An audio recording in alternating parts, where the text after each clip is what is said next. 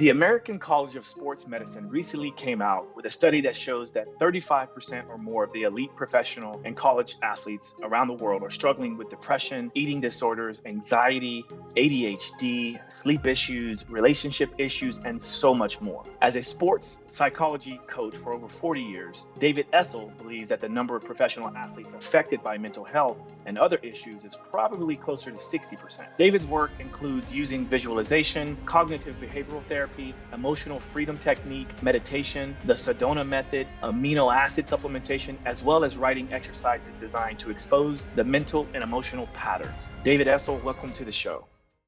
Welcome to Simply Walk the Talk. Our bodies and minds adapt to what we do most of the time. If you want to change your body and mind, you must change what it is you do most of the time.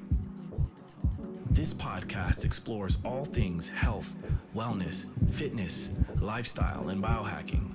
Stay tuned as we explore various thoughts, methods, and experiences from a multitude of conversations between our interesting guests and experts through many fields of work. Sit back, relax, and enjoy the show. Simply walk the talk.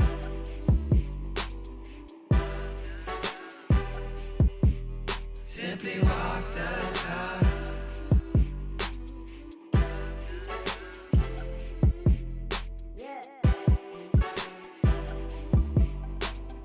Josh, so great to be with you, my brother, and I'm excited about what we're going to be able to do to lift our audience up to the highest level possible today. Well, yeah, thank you for your time, and I'm so happy that we were able to connect. I know you're in the U.S. in Florida, and I'm all the way here in Rio, and the beach is kind of looking at me from the window on the backside of this computer. But I'm really excited because you are sort of like the perfect guest to have on the show, because I like to combine lots of mental practices and physical practices, and you've obviously been doing a lot of this work, as we just discussed in the intro, for over 40 years. So I'd like to kind of discuss how you got into what you do, and then we can create a little conversation flow around that. Yeah, well, in regards to my work in sports psychology, Josh, it started at 6. I was sleeping with a basketball in my bed at 6, knowing that the only place for me in the world was in the NBA. And I held that dream for a number of years, just like so many of us do. And I had pictures of my favorite stars all around the bedroom. Like you may have done the same thing, Josh. One of them was, I'm a little bit older, so some of the names I bring up may not resonate with some people, but there was a couple basketball players that had huge impacts on my life. Moses Malone is one, and Moses Malone was only 2 years older than me. But he's one of the most elite forward centers in the NBA has ever seen. I don't think he's given as much credit, but I met him when I was like 15. And he was on his way at 17 to go to the NBA. That's when you could skip right through high school and go to the NBA. So meeting him was incredible. But the other person that really impacted me, and we sent him a book recently, is Mr. Earl the Pearl Monroe.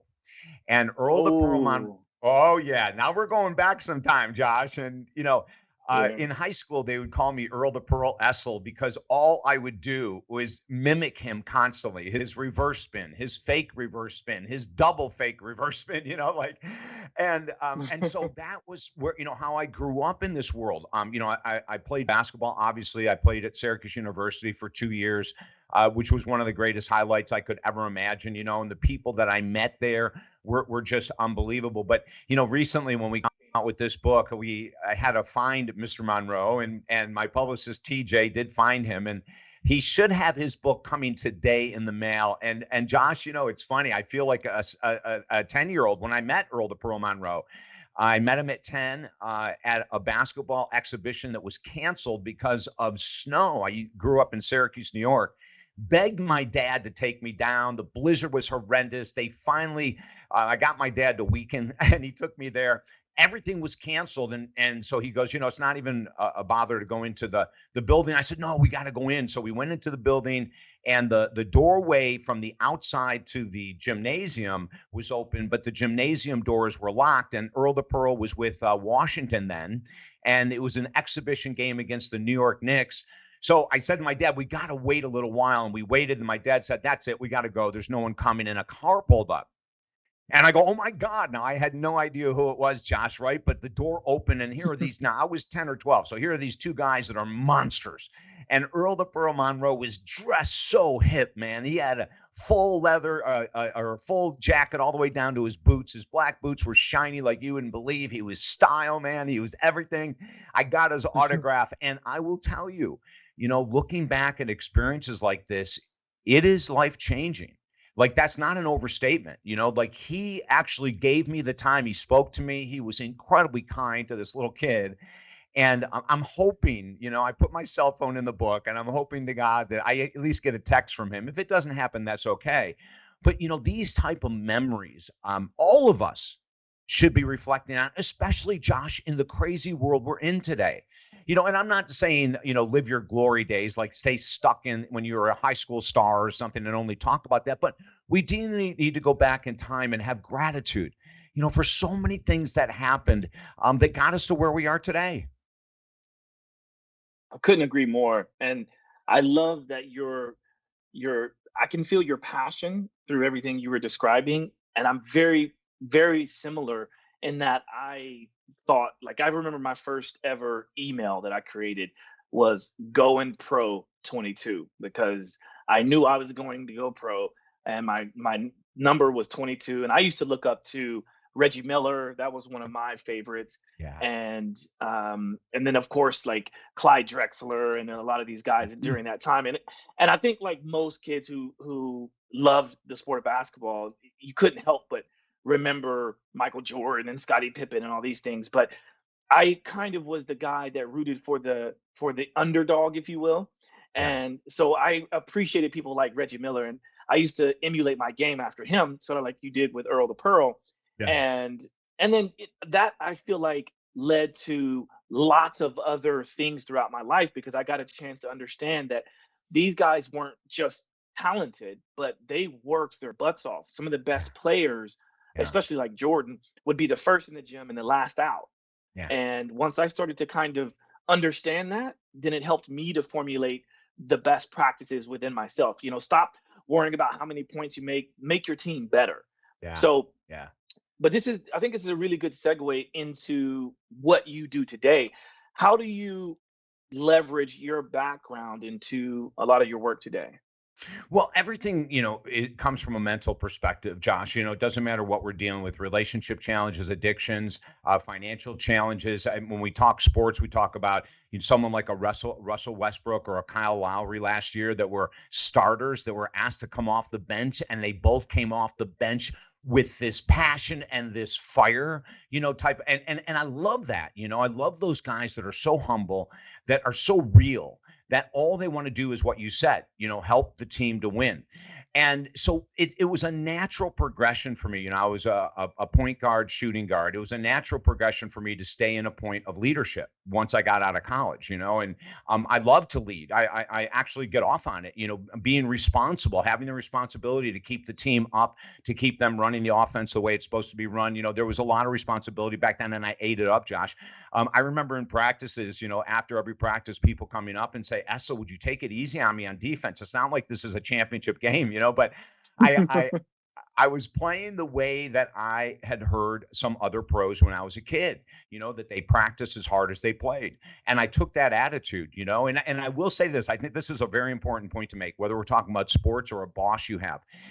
My freshman high school coach was someone that was always on my back, Josh.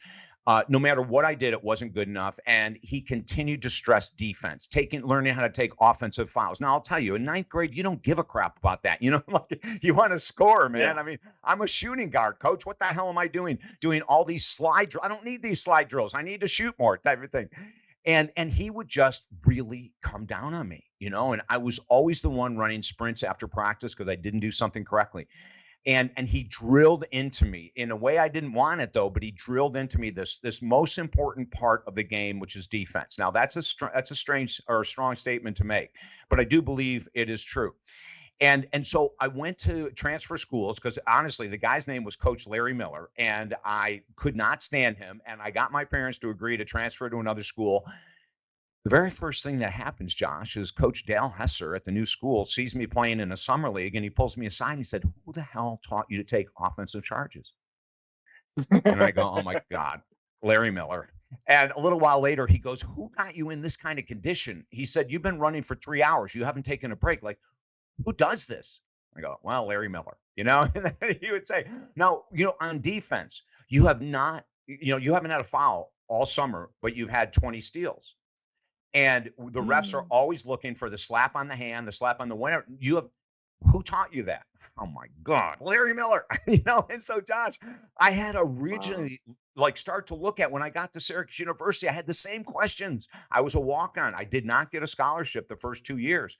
And so the coaches were saying, "Who the hell is this guy?" And as a walk-on, there's not many slots available. And so I won a position at Syracuse University out of defense. Now, I would get in the games and I scored my second year. I did great, but it was the only thing that got me on the team was defense. So here's a message for all of us. That boss that you can't stand, that teacher in college or high school or grade school you can't stand, that coach you can't stand could be an answer to get you to the next level. And I will tell Mm, you, well, I didn't recognize that in my freshman and sophomore year in high school. It was drilled into me many years later, and I write about it in the book. I put out there point blankly, I did not like this guy. And yet he's the guy that forced me to become an all around player instead of a singular minded scorer. He's the one that forced me to understand the concept of the game so that when I come into life, it's the same thing. I've been a counselor, an executive coach, sports psychology coach forever. And a lot of the exercises we give are even our professional athletes. They may go, "Now, wait a second. Do I really have to do that every day?" And the answer is yeah.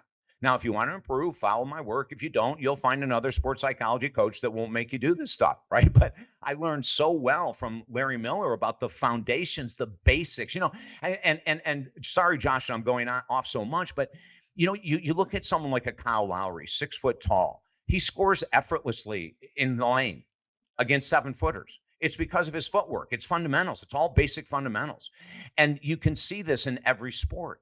Guys like wide receivers that are slow. I love this. I love slow wide receivers who are crafty, like an Edelman from the Saints or a Cooper Kupp from the Los Angeles Rams. These guys aren't the fastest in the world, although Kupp is pretty quick, but they're not the fastest in the world. There's much guys that are much faster, but they're clever.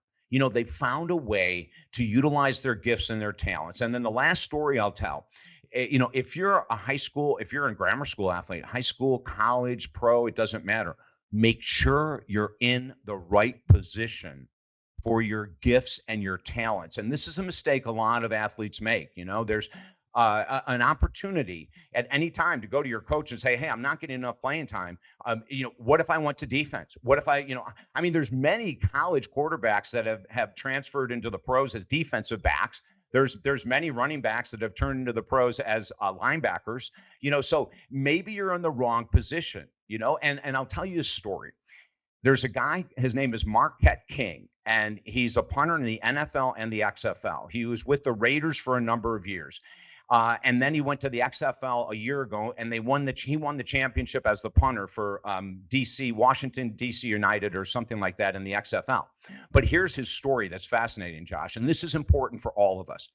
In college, he knew he was going to be a wide receiver. That was his goal. That was his dream. And he knew it. And he was gifted and he was good and he was talented and he knew he was going to the pros.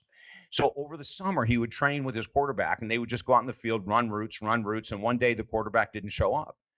So here he is by himself and he's in the middle of the field and he's got a ball and he's standing around and Marquette says, "God, I don't know what else to do. I'm just going to start kicking it. I'm bored." So he starts kicking the football. On the other side of the stadium is a coach walking from one building to another. And he looks over and he sees this football going higher than he's ever seen.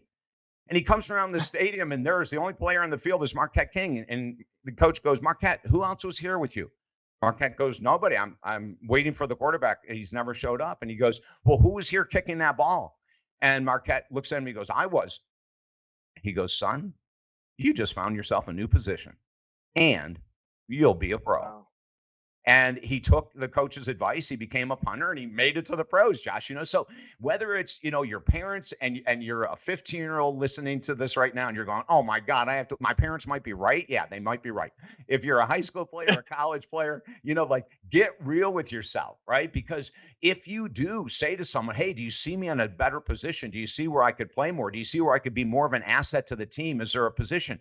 These are questions to ask. Now, Marquette was really lucky, that he happened to have someone see him kick that, or he never would have made the NFL possibly.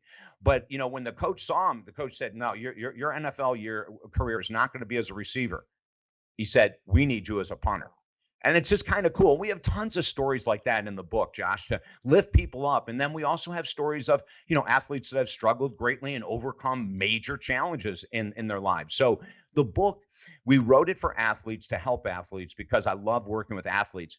But we have so many people now, and you can actually get the Audible for free. You can listen to the Audible for free at our website. We have so many, I'll call them lay people or weekend athletes that are picking up the book going, oh my God, I can use this to help with my pickleball game, which is one of the fastest growing freaking sports in the world, for Lord's sake, right? Or my tennis or my weekend golf or something. So it really became a book for everyone, even though it wasn't intended in the beginning like that. It's beautiful. I think you really brought up a lot of interesting points, and what I resonate most with is the fact that you're talking about having awareness, but then also the motivation behind all of this, right? Because if a person is complacent and they feel like, they're fine with maybe only getting a few minutes a game or never getting into the game at all, and you just want to be a part of the team, then maybe this kind of messaging isn't for you. Right. But if you happen to be that person that feels like you have worked hard enough or quote unquote deserve to get more playing time and things like that, then yeah, maybe you do need to look at a different position or talk to your coaches. And if they still don't give you the answers you need, then you have to try to find a way to get it done. And Right on. what I thought was interesting about what you said is back to your coach Larry Miller. I, like you, had a lot of difficult coaches growing up, and there was times when I had a coach throw a basketball at me, and he was the toughest on me, even though I was our best player.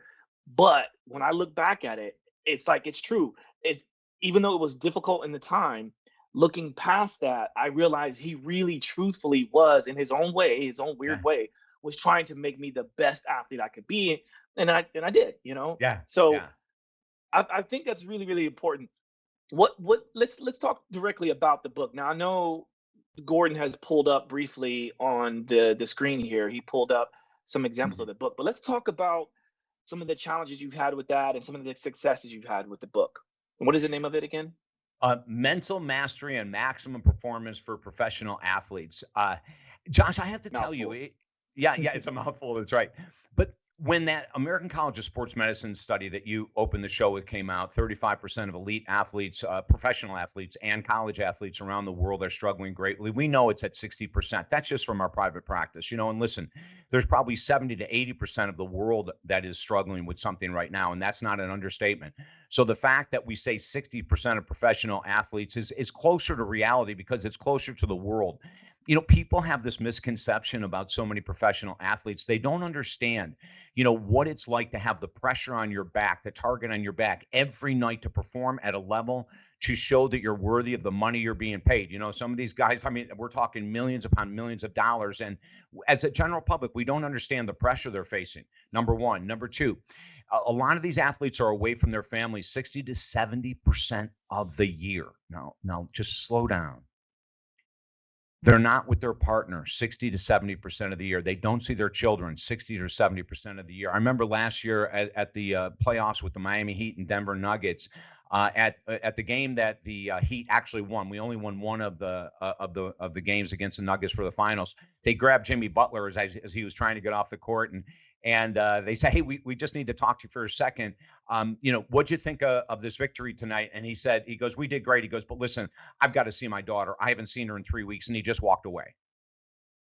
And Wow. so we don't know the pressure that they're under to perform, to perform with injuries, to perform with addictions. Max Crosby, one of the top linebackers in the league, NFL, with the Las Vegas Raiders, just came out with his statement that he is now 3 years sober, and he had to go to a treatment center, and he is a rock star. He's a leader in my eyes. I sent him one of the copies of the book, and I said, "Oh my God, brother, thank you so much for being open and honest." He's willing to help other individuals, other athletes that are struggling with addiction. I battled alcohol and cocaine for 30 years. I know the struggle of addiction. It's been a long time that I've been clean, which I am extremely grateful for, but I started very young. And so I see these athletes making millions of dollars. In the book, I write about Andre Agassi, who said that during the height of his career, he became addicted to methamphetamine. And the reason he did it was because of the pressure from sponsors and fans and tournament money. He felt the pressure of the world, and he needed to escape, he thought, in his mind. And so he used methamphetamine, and he became highly addicted to it as a way to try to deal with the pressures. A couple of years ago at the US Open, we had one of the star women tennis players. At the end of a match, she lost, and it blew my mind. And I wrote about it in a couple of our books because it's so disturbing. She sat at a press conference with a 24-ounce Heineken, drinking a 24-ounce Heineken during the press conference. Finally, one of the reporters got the you-know-what to say, "Hey, what are you doing drinking a beer?" And she said, "I have to soften the loss. I just lost. I have to have something to soften it." Wow. Those are the words of an alcoholic. Those are the words of the addict. Those are the words I used all the time, Josh. I know the addiction world way, way too well to let something like that slip by. And the thing that these athletes forget about is the fact that there are millions of young girls and maybe middle-aged women who are sober, watching their favorite player drinking a beer and saying, "I'm doing it to soften the loss." It gives them justification to go, well, if my favorite tennis star on national TV is saying that she needs to take a break and soften the loss with alcohol, it's okay for me to too. And it's just like what happened with John Morant in the last couple of years, right? I mean, Oh, he made terrible. it's incredible. He made a major mistake and then doubled that mistake, for God's sake, right? One of the most gifted, talented, exciting players that has ever hit the NBA. And, there's major penalties coming. He's not going to play in the first, 25 games this year. Yep. So, now where does that come from? Well, a lot of that is peer pressure, right? A lot of that could be childhood friends, and a lot of athletes make the mistakes of carrying their childhood, friends with them, taking care of them, buying them homes and cars and everything. And then in return, a lot of these childhood friends with their best intentions ever go, "You've made so much money. Come on, let's go out and have a good time." And then we have that pressure, especially with certain individuals raised in certain environments where you want to Street show your cred. image as a tough guy.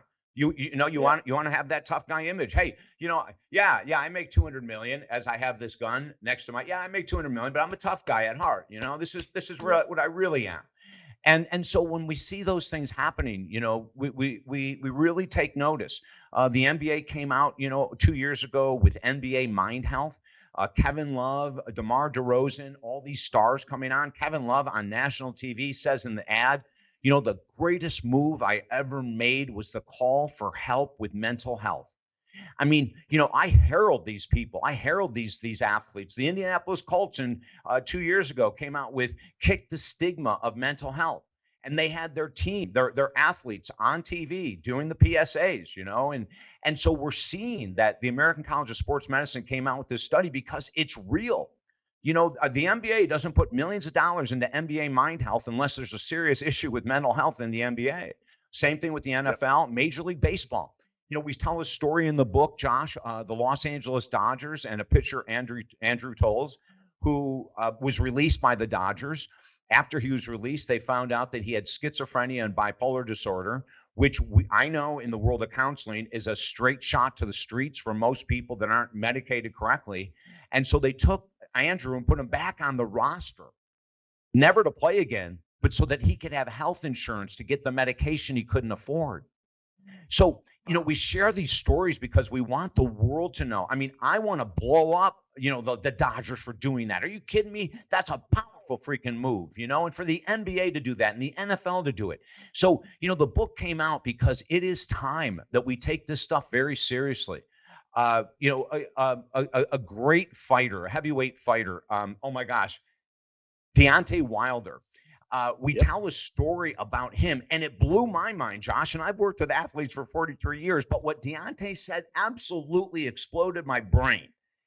He said, I put more of work into my mental health and meditation routine than about anything else that I do. I call heavyweight boxers on a daily basis to tell them that they're loved. He said every heavyweight boxer or boxer of any weight is going through mental health issues. We all have PTSD. We all have issues with memory. It's part of the sport. So I want these other boxers to know they're loved. And if they need to dump on me, if they need ears just to talk about how terrible things are, I am there for them. Now, Josh, think about this. A heavyweight boxer who's talking about mental health, meditation. And then he says this, he says, I go into the ring. I put so much effort into meditation. I go into sound. I don't hear a sound in the ring. I have my mind so trained that when I'm in there, if people are screaming for me or against me, I don't hear a thing. I'm locked down. And so we share these stories in the book, Josh, because we want people to know that, first of all, there's major issues, but there's also solutions. And that's why I go into 18 steps of the work we do to help professional athletes with their relationships, with their mental health, with their addictions, with their, even nutrition. I mean, my Lord, I remember when Dwayne Wade a number of years ago finally let go of the type of food he was eating that he had eaten since childhood. And he went on salads and all this really healthy stuff. And he said, he goes, at the end of 30 days, I've eaten more salad than I had my whole life. But then he also went on to say it was one of the biggest moves that extended his career. And without making that move, he would never have played at the level he did. Then we tell stories in the book about LeBron James's routine, which is absolutely mind-blowing. His self-care is incredible, and he has a Pilates teacher, he has a personal trainer, he has a nutritionist, he has a cryotherapy in his house, all this kind. Novak Djokovic, one of the greatest, right now, the greatest male tennis player ever, if we go by major wins. He talks about all of the practices they do with mindfulness. He says that at the end of every practice or every game, he walks in grass to ground himself, whether he's won or lost, it doesn't matter. He grounds himself. And he said, we are tree huggers as a family. We actually do hug trees, And he said, we go out as a family and we do yoga together. We do. So, and then also his dietary changes. He came out of the chute as a young player on fire, but within the first couple of years, he was suffering dramatically, mentally and physically. And they couldn't figure out what it was until by chance he ran into a doctor that said, you're allergic to gluten, you're allergic to wheat, you're allergic to dairy, you're allergic to all these things. And if you go on a very strict diet, which is going to be difficult for you, but I promise you, it'll turn everything around. And it has for him and many other athletes that decide to really get into heavy duty self-care. I mean, you look at the length of time of a Novak, of a LeBron James, it's much more than genetics and it's much more than practice. There's a lot of other factors, Josh, that go into being a sustainable professional athlete. These are all very great points that you bring up. And I think this could be a great I guess advertisement for your book. And my hope is that people do go and find your book. So we'll obviously list to that. And just to break up this moment a little bit, and then we can wrap up, so to speak. But what I would like to offer the listeners and the viewers, especially since I have you on the show, someone who's really dialed in clearly, what is something that a person could do right now, whether they're listening or watching, what is something that they can do to sort of break themselves out of this moment of sedentary lifestyle or sedentary thought? Okay. Take your shoes and socks off, take your heels and your hose off, and rub your feet around the floor. If you're watching this on your phone, carry your phone with you and walk around your office or your house or anywhere you want to with bare feet. I'm going to go right back to Novak.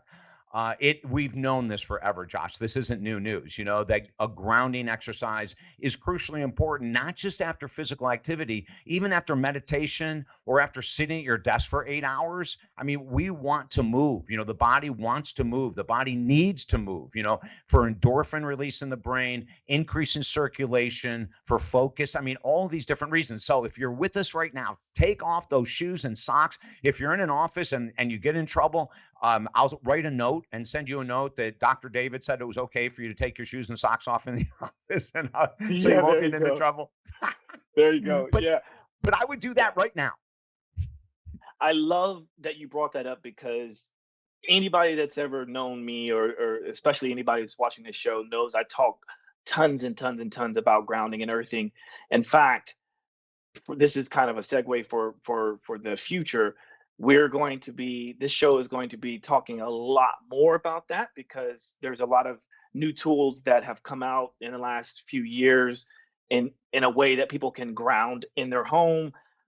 I obviously think that the most natural way of doing that is, as you explained, is to hopefully get outside. Like, for Yeah. instance, what I plan on doing right after this show is I'm going to go outside to the beach and walk barefoot on the beach and get myself in the water, which is the most conductive, right? And the most Yes. earthing potential.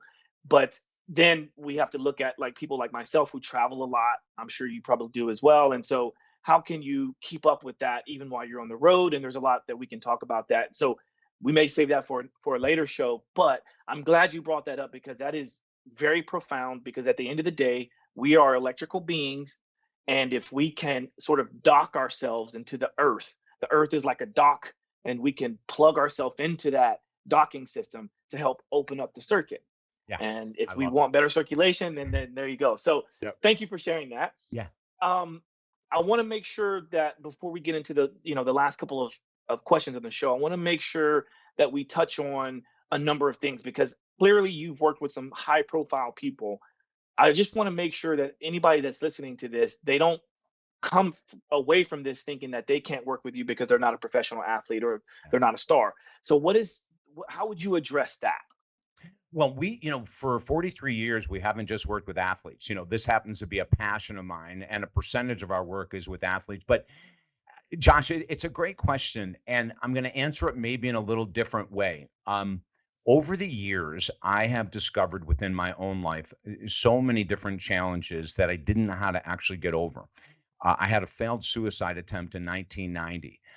It had reached a point where that even though I was very successful and all those kind of things, I was lost, you know. And how did I get lost? Well, I was lost because we didn't find this out until after I was past the failure of committing suicide. I worked with a psychiatrist, and he had asked me, had I ever been through any mental testing, which is a normal question that a doctor after someone with a suicide attempt would ask.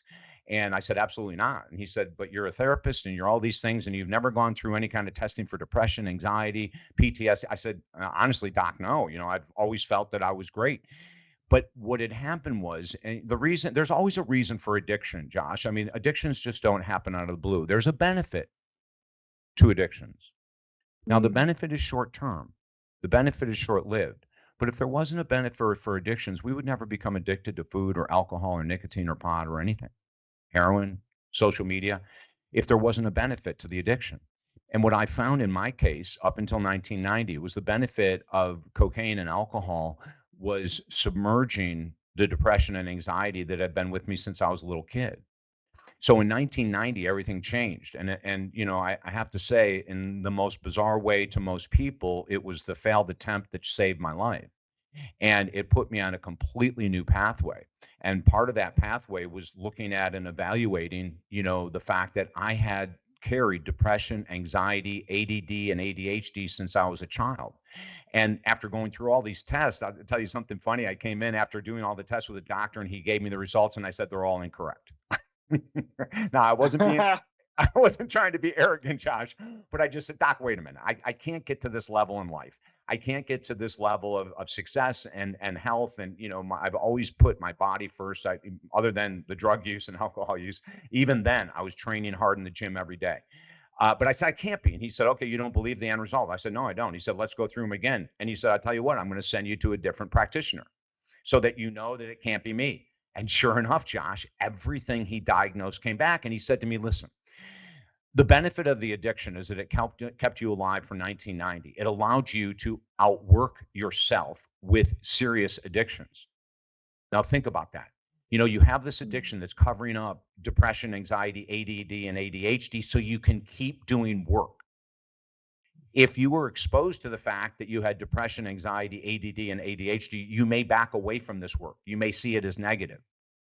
But now we know the difference. And so I got a chance in that year of working with that psychiatrist to get a PhD level training in mental health, Josh. I mean, it was the one of the best things that could have ever happened to me. And I know that's the most bizarre thing. And if anyone's watching and you've lost a member of your family or a friend to suicide, I am praying for you right now. And if you're hurting and I can help you, email me at the website. I will talk to you at no charge. I know how serious this is, but I also know that for myself, if I didn't reach that bottom in such a horrendous way, I never would have changed. And I could have easily died of alcoholism or something else. It was getting that bad. So I look at all of those things as an opportunity for me to share with you, with the listeners, that no matter what people have gone through, I've probably gone through it too. I mean, my mom and dad both died in the last 2.5 years. My mom was my rock my whole life. I mean, I started my addictions at 12, Josh. No, not one time did she ever kick me out. Not one time did she ever try to tell me that I wasn't worthy of being loved. She was stern and she was unhappy with me, but she always made sure I knew I was loved. Even after just reaming me out, she would come back an hour later, and make sure know that, I mean, that's a miracle to have a woman like that in your life, So we became, at 30, I called my mom and dad and I said to them on the phone, 90+% of what you tried to teach me as a child was right. You were correct. Mm, And I am so sorry. wow. That is powerful because just imagine the weight of that gratification or verification from you, this, the child, Yeah. from you to say that to them, because a lot of times parents of today go on thinking that they've screwed up the lives of their children, right? So to hear that coming from you is very, very powerful. And I also want to acknowledge your vulnerability and thank you for sharing the story of you trying to commit suicide and the failed attempt, because there can be a silver lining from all of that, Yeah. right? And you Yeah. you happen to have the right support structure around you, and you were willing to find the ways to see that silver lining, and yet here you are. And there's a number of examples out there, like you said. Like, I'm sure we all know of someone, whether directly or indirectly, we know of someone who's been there. And so this is a shout out to everyone listening or watching. Feel free to share this kind of information, these tools, and this resource and David here, right? Like, he just offered to talk with anybody who needs the help, and I think that's huge. So use that resource, Yeah. Yeah. because you're not alone. Yeah, and Josh, it goes through everything. We work with relationships, people that are really challenged in relationships with a lover or family members. We help people blow up their businesses. We do great business work with clients, entrepreneurs, almost always entrepreneurs that want to go to a higher level. There really isn't anything we don't work with, And what's interesting is that so many times when I'm working with an athlete, I'm working with the same stuff that I'm working with John Smith, who, runs an aluminum company down the road, or something like that. I mean, human beings are human beings. And, and it doesn't mean that because they're an extremely high paid, gifted athlete that, we let them get away with murder like the NBA has, clamped down on several people recently. It's not that, but it is to understand that they do go through what we go through. And then the other thing is to remember this. Try to have compassion for your star athletes when they're off their game. Something just really beautiful happened in the playoffs with the Philadelphia Phillies, and I forget the second baseman's name, but he was an incredible all-star the whole season, and then he went into this major slump where I think he was like 0 for 20 going into the playoffs. He came into the stadium, and the fans gave him a standing ovation while he's Wow. in the worst place of his life, Josh. Now, those are fans, so I ask you to really hold back on your ridicule, your posts on social media, your coffee talk around the water cooler or the coffee. Be really cautious when you're talking about professional. Oh, he's just lazy. He doesn't. We don't know what's going on. We don't know if their parents had just been diagnosed with dementia. We don't know if their partner is leaving them. We don't know if their child is shut down talking to them because they don't see them hardly ever. We don't know what's going on. We don't know. I go back because basketball is such an important part to me and to you, it sounds like too, Josh. Last year during the playoffs, I live in Florida. Miami Heat have always been a huge team for me. And Jimmy Butler played the whole playoffs with injuries, some pretty heavy duty injuries. And at every game, when they would say, is your ankle bothering you? And they would ask him every game, and he'd say, no, my ankle is absolutely fine. We just have to play harder.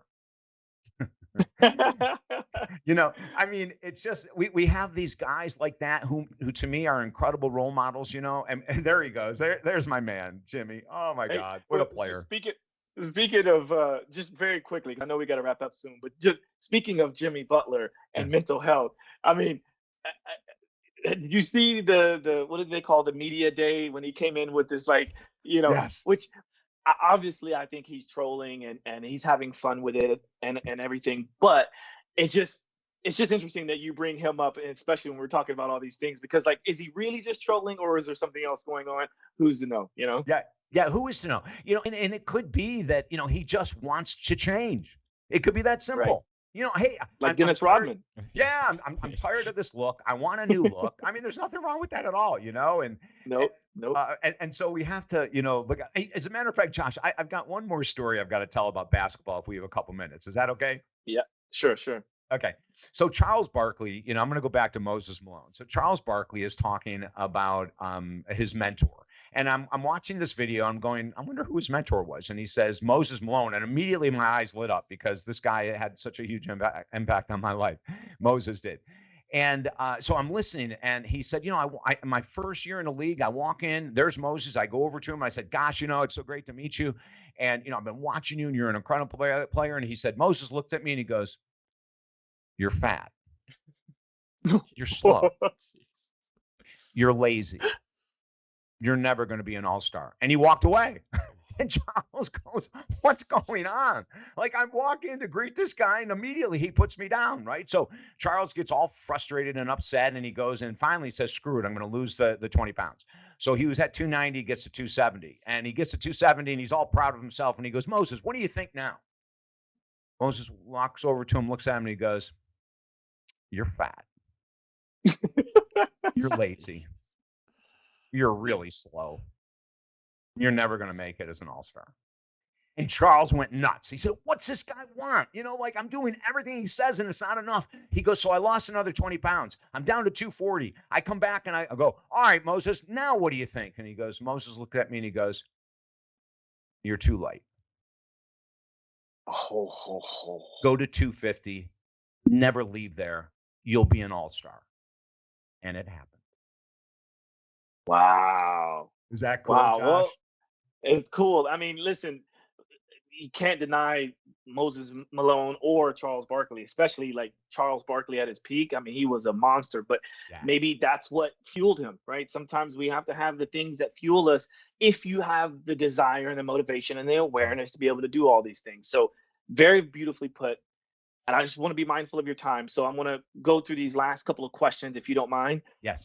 The first question is, and we'll just do one. What is your top pet peeve, or what is something that comes to mind that just really gets you annoyed about anything in general? Yeah. I think it's personal attacks on social media is one of my greatest concerns in this world. We see so many people putting up misinformation, lies. We see people tearing people apart. It's one of the things that bothers me the most. And, as a matter of fact, we're leaving social media. Oh, That's how poor we think it's become. It's against my integrity, Josh. What it's turned into. When we joined in 2009, it was amazing. For the first, I'll say probably 5 or 6 years on social media, we had so much fun. It was very light. It was beautiful, and then it turned into this a place to destroy each other, to have more division and less unity. And that's not a place for me anymore. So what we're doing is we're going back to the boots on the ground. We're going to go back and start doing performances. We're going to start doing prayer circles. We have one on our website right now that anyone can join. We'll be doing prayer circles in person. I'll be doing more lectures, but we're moving away, and it doesn't mean that everyone else should. This is an individual decision, but we've been there long enough to see where it's gone and where it's going. And it doesn't fit our like I said earlier, our mission, or it doesn't fit our integrity. It doesn't fit anything. So there are other places we'll be doing a lot more. We have about 2,500 YouTube videos. We'll be doing a lot more YouTube videos. And like I said, we'll be doing more in public. But, I'm going to say this humbly. It may not have come across that way, but this is my intent. If you're a leader, you have to be a freaking leader. You have to have balls. You have to be willing to do things that other people will ridicule you for, or they'll say, whatever they want to, however they want to judge you, But a leader has to have balls. They have to be willing to do things. Whatever money I lose from not being on social media was not meant for me. I'm fine with that. There's nothing that I have to be afraid of. There's no comment that could be made that will change my mind. And that's what we need in leadership. We need people who are strong. We need people who aren't going to put up with nonsense. I have been all for racial unity since I've been freaking born, for God's sake. I'm disgusted in our country with how we are ending up. This is so unreal to me. It's 2020 freaking 3. I want to use a different word. I won't. I am so sick of this lack of unity, this lack of understanding, this lack of compassion, this lack of empathy. Josh, it is enough already. So we're going to make major moves, and they'll be coming out of the woodwork. And we don't even have to say what we're going to do, but we're going to be doing some pretty heavy duty plays. And it's going to be to help this world get back to the way we believe it can be. If it takes me the rest of my life, I've probably got 30 to 40 years left. If it takes me that much to get to the goal that I want, I am more than willing to do it. My God, I wrote books for 20 years with no recognition ever. It wasn't until the 21st year of writing books that we hit a #1 bestseller. So I've got the patience, I've got the energy, I've got the passion, and I'm putting it together. And if anyone wants to join me and maybe decrease your social media by 50% or by 80%, please do so. There's studies that come out. The Surgeon General just came out with a massive study about the negative effects of social media on the mental health of our youth. Go Google it. Everyone should be reading this crap. We know that at night, 85% of Americans 14 to 80 scroll on their phones, tablets for 4 hours a night on average. Okay, now, when we look at the sleep disruption cycle that happens by being on your blue light, I don't care if it's a television, phone, tablet, it doesn't matter to me. We have 85% scrolling for hours every night. We have the worst sleep habits in the world right now. We have people doing emotional eating in the evening. 85% of our country, Josh, is overweight. For the first time in the history of the world, 85% of the United States of America is overweight. We can change this, but we've got to make physical changes. It's not just thinking positively. It's what do I need to remove? What in my life is distracting me from being the best Josh ever? What am I doing that is not maximizing my use of time? These are questions I want the human race to ask yourself. And if you ask yourself and you honestly answer, you're going to say, I spend too much time on my phone. I spend too much time on my iPad. 90% of us do. Now, it's Beautifully put. Beautifully put. And very quickly, because again, I know we're going to be running out of time soon. That was very well said. And thank you for sharing that, because you hit every point perfectly. Just because you guys are going down that path doesn't mean everyone else does, but there is ways to be a true leader and then, roll out the strategy you want in your group, in your community. So thank you for sharing that. And thank you for the openness that you have with all this. My last question, what is something you're most grateful for? My life.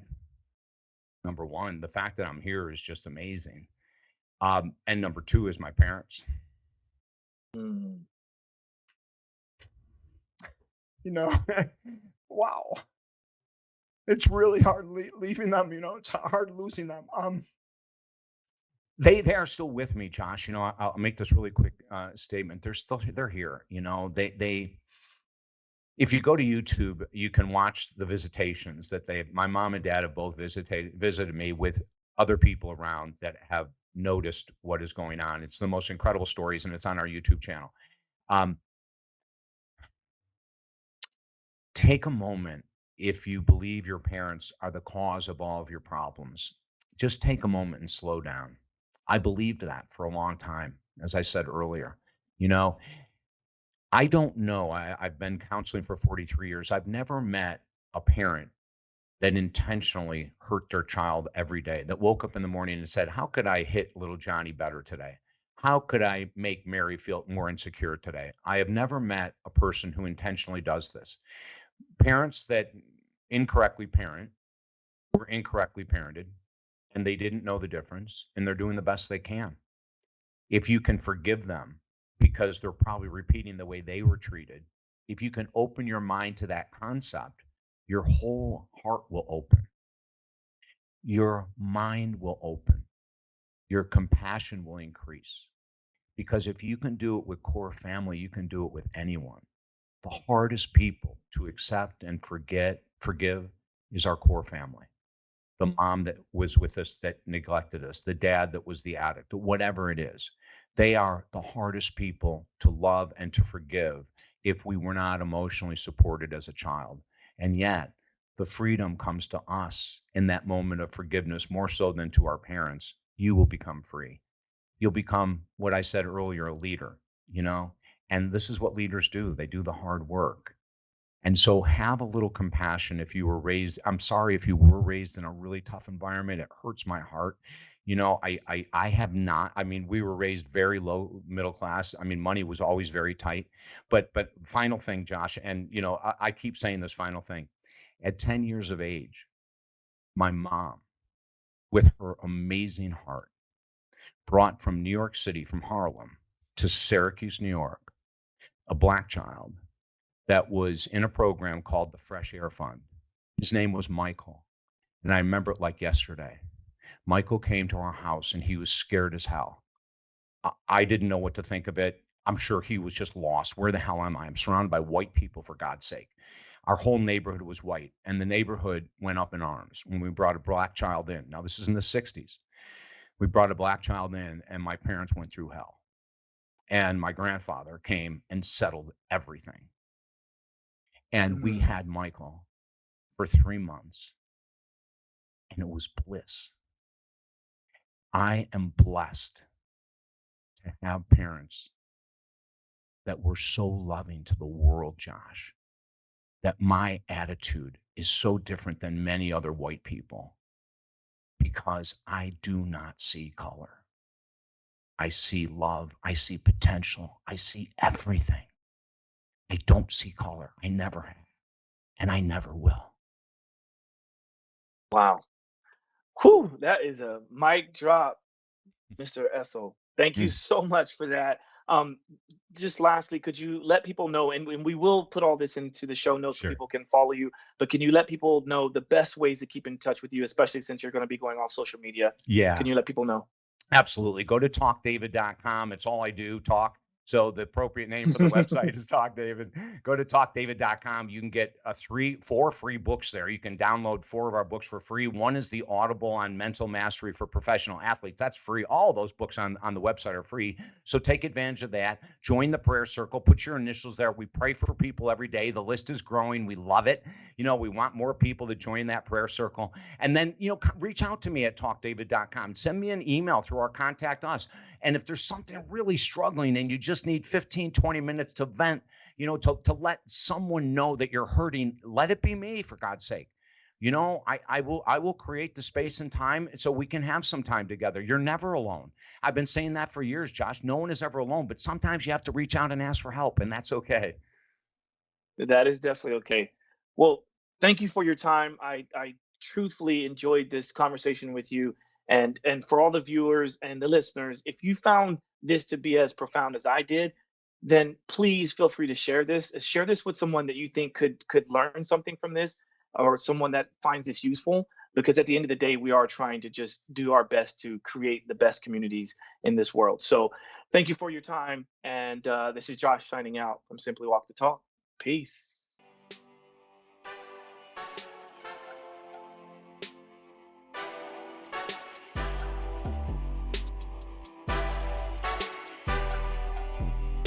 Simply walk the talk.